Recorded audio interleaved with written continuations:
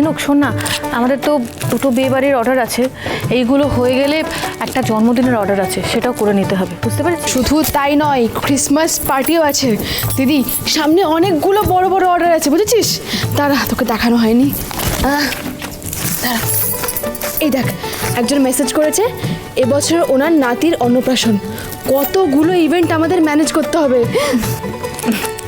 আচ্ছা শোন, আমি না দাদা, বিচ্ছু, কেয়া, বিজিৎ সবাইকে সবার কাজটা ভালো করে বুঝিয়ে দিয়েছি। দাদা এদিকে ক্যাটারিংয়ের দিকটা দেখবে, আর বিচ্ছু আর বিজিৎ মিলে ডেকোরেশনের দিকটা, বুঝতে পেরেছিস?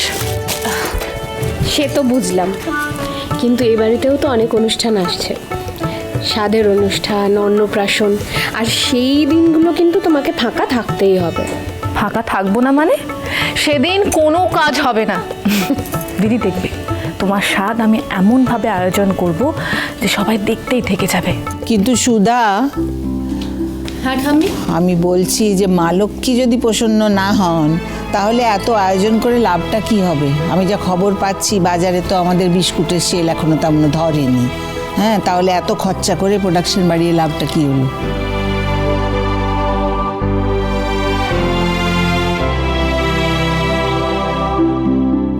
সুধা, ঠাম্মি একদম ঠিক বলছে। আজকে আমরা আপনার প্রজাপতি বিস্কিট, খাঁকড়া, ঠেকুয়া বিস্কিট সবই মার্কেটে ছেড়েছি, কিন্তু এখনো সেলটা সেরকম হয়নি। আমার মনে হয় আসলে আমাদের নামে যেরকম বদনাম রটেছে একটার পর একটা, তারপরে ওই ফ্যাক্টরিতে ব্লাস্ট, লোকে বোধ হয় আমাদের প্রোডাক্টকে বিশ্বাস করতে পারছে না। সুধা, তুমি কিন্তু আমাকে কথা দিয়েছিলে যে আগে এই ব্যবসা আর বাড়ির কথা তুমি ভাববে, আর তারপর তোমার ওই বিয়ে বাড়ির ব্যবসার কথা। হ্যাঁ, কিন্তু আমি তো দেখছি একদিনে তুমি সবই ভুলে গেছো, শুধু নিজের ব্যবসার কথাই ভাবছো। না ঠাম্মি, সবটা আমি নিজেই করব। আচ্ছা, এবার দুটো কাজ যদি একসাথে করা হয় মানে?